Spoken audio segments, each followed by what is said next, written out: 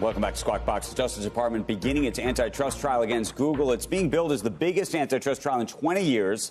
I'm going to get straight over to Eamon Javers, who joins us now with more on what may be one of the biggest cases in quite some time. Hey, Andrew, this is going to be the tech trial of the century, at least so far. We haven't seen a heavyweight antitrust battle like this since the U.S. Department of Justice took on Microsoft in a titanic struggle between government and industry in the 1990s. The trial is going to be months long, and it's full of highly technical testimony. But at its core are going to be a set of simple but competing arguments here. The U.S. Department of Justice will argue that Google built its 90% search market share by violating the law, spending billions of dollars a year to become the default search engine on many devices and squashing its competition.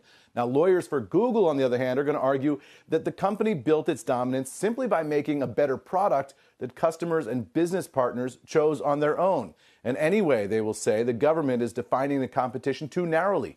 Google, they're going to argue, doesn't just compete with smaller search engines like Bing and DuckDuckGo. It also competes against any place where people are searching for information. So think about Amazon search for products you want to buy, or searching on Twitter, now X, for news items you might be interested in. All that is competition, says Google. The two sides here are bringing enormous assets to bear, Andrew, with the DOJ authorizing additional resources for its team and Google hiring 3 outside law firms to prepare for the case. Now, we do expect Google CEO Sundar Pichai to testify at some point along the way. Witness lists have not been released yet, so we can't confirm that for sure yet. Google founders Sergey Brin and Larry Page are not expected to take the stand during the course of the witness portion of the trial.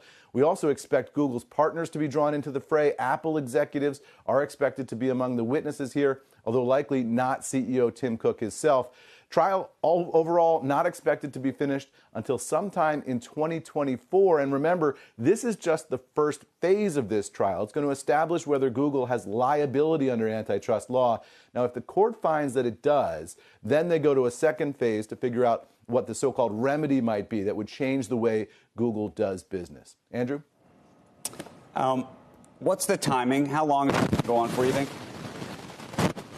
That's a good question. We think that it's going to go into October, maybe November, but we don't get the final resolution until sometime in early 24. Not exactly clear where this is going to land. And then the question is, if they do figure out that there is liability here and then they have to go to a remedy phase, not at all clear how long that would take. So you could be looking at, well into 2024 before you ultimately have a remedy imposed by the court, if that's where this lands.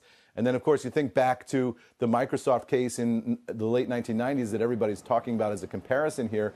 That case ended up with a settlement, right? I mean, Microsoft ultimately settled with the U.S. government, did agree to change some of its business practices.